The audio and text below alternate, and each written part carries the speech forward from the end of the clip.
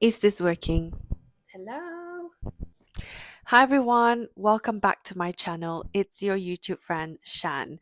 And today I have decided to make a video while the sun is still out and tell you guys how I've been spending my adult money as someone who didn't grow up rich.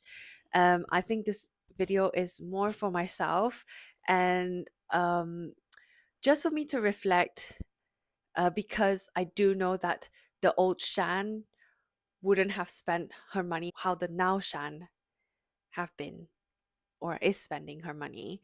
Um, and then maybe in like 5 years' time, I will look back and see how the newer Shan, is spending her money. So yes, I think this is pretty interesting because how I spend my money now, it wouldn't have even crossed the old Shan's mind. So I think um that is why I have decided to film this video as well. So I've got seven things. Obviously, there are more things that I've been using my adult money, how I've been using my adult money. But today I'll be sharing with you seven things. I've got my list here as usual. And ah, ow, pins and needles. I need to find a comfortable seat because my feet is hurting. Number one way of me spending my adult money is having multiple gym memberships. When I say multiple gyms, I'm using each gym for its own purpose. So let me explain it a little bit more. So the first gym that I subscribe to is a CrossFit gym. So it specializes in CrossFit. The programs are way different to the generic gym, and I find it more. Um, the intensity basically just matches what my body is looking for at this stage in life. So yeah, that's one gym that I subscribe to every month. Um, and also because it's an independent company or gym, it's not a franchise. I think um I enjoy it a bit more. It's a bit more bespoke, and the community it's a little bit more niche, so everyone goes there with similar mindsets, and then yeah, so I enjoy that side of things. And then the other gym that I subscribe to has a sauna and a steam room, like a spa area. So I'm pretty much paying that gym membership, although it includes classes, really good facilities for like weightlifting, spinning, reformer Pilates. I technically use it for either just using the treadmill to get my steps in when the weather is not that great, or and mainly using the sauna because it is cold here, and I think it really helps my body regulate better and sleep better at night. So that is why I decided to subscribe to two separate gyms, because I couldn't find one gym that met everything yet. So yeah, that I was happy to spend my adult money this way for my gym memberships. And number two is paying for my ski and horse riding lessons. I um, first learned how to ski last year in Switzerland. My then boyfriend, who is my now husband, paid for private lessons for the both of us in where did we go? Zermatt. And that sort of opened my eyes because I've always liked the idea. I've never, when was growing up in a Southeast Asian country, I didn't get to see a lot of snow, and therefore there was not a lot of opportunity to go skiing. Um, and even in uni, it just never crossed my mind because I didn't meet people who skied as well. But then when we went to Zermatt, and that was when he actually proposed as well. I just thought, all right, we'll take the opportunity only because one of the plans that we wanted to do initially, which is tobogganing, sledding, It wasn't open, the season hasn't started yet, so we wanted to do something else, and I just thought, I think this is the right opportunity to to try skiing, and if I like it, I could continue. If I don't, I could just not do anything after this. So yes, I ended up liking it. I then came back to the UK and started joining lessons in an indoor, like snow ski place. I started with level 1 and then I went up to level 5, which is kind of like the higher ones, and then level 6. I haven't finished level 6, which was the end, the final one. Oh, because I went on a recent ski holiday. Um, I think that was a bit more intense than the level 6. So yes, I think I've sort of finished my whole level of skiing in terms of like basic skiing things.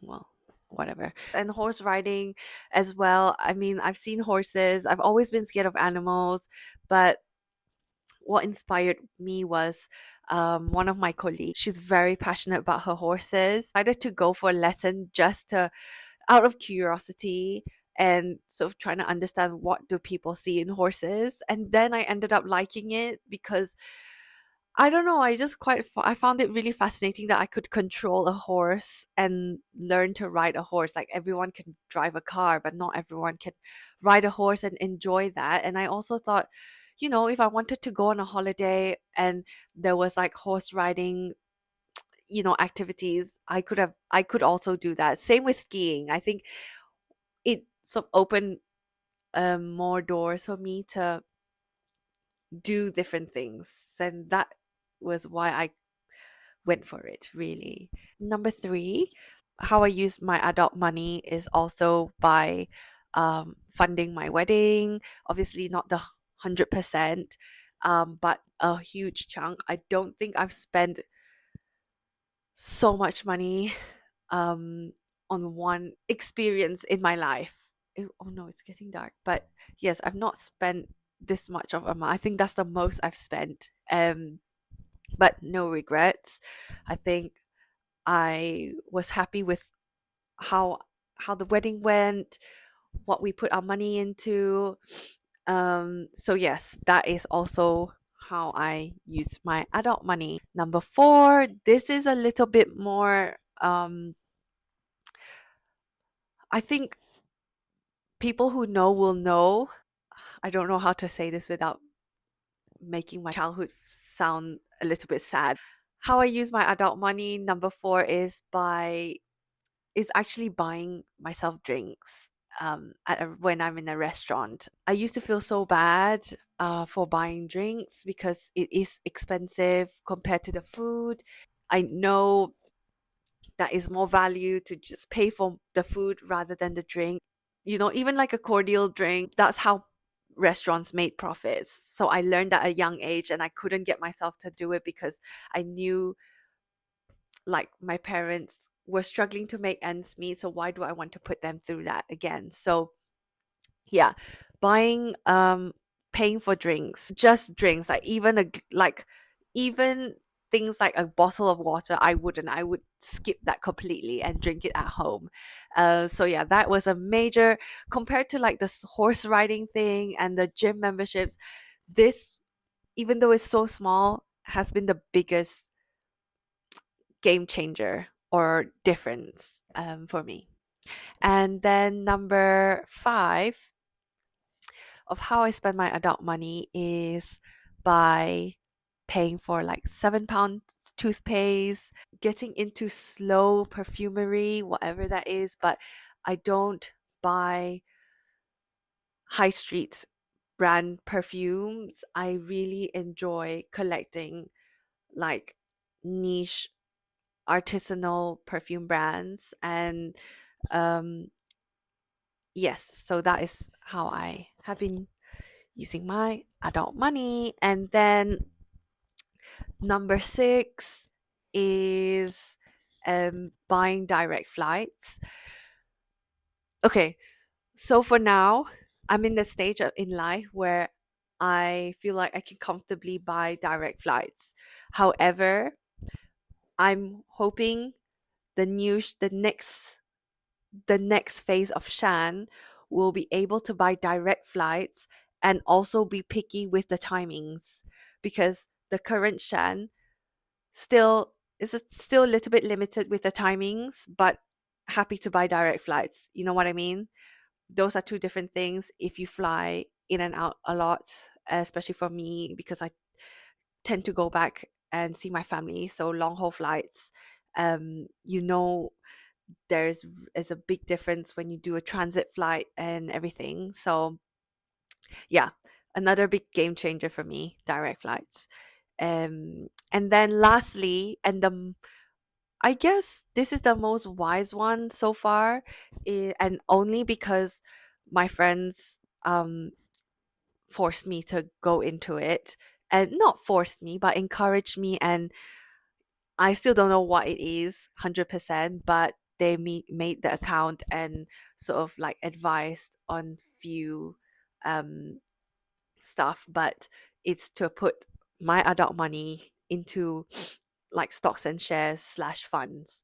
I still don't know the difference, to be honest. I just let them not manage it, but tell me what to put where. And also because they're bankers, so obviously I trust them. And that is how I've been spending my adult money.